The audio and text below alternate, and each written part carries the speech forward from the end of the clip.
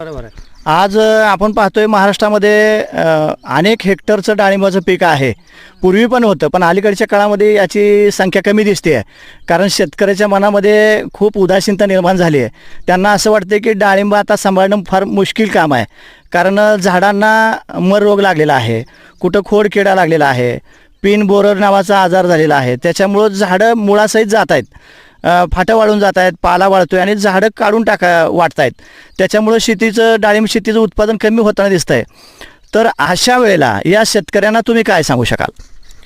कसं आहे, गेली 3 वर्ष पाहता शेतकऱ्यांना जसं पिन होल बोरर असेल, खोडकिडा असेल किंवा मरमुळं आणि तेल्यामुळं बरोबर, झाडं जाण्याची संख्या वाढली आहे. वाढली. हां, तर ह्याच्यासाठी आम्ही काय केलेलं आहे, आमच्या शेड्यूलमध्ये आमुष्याच्या 2 दिवस आधी किंवा नंतर बर आणि पौर्णिमेच्या 2 दिवस आधी किंवा नंतर बर मार्केटमधले कराटे असेल किंवा क्लोरो असेल बरं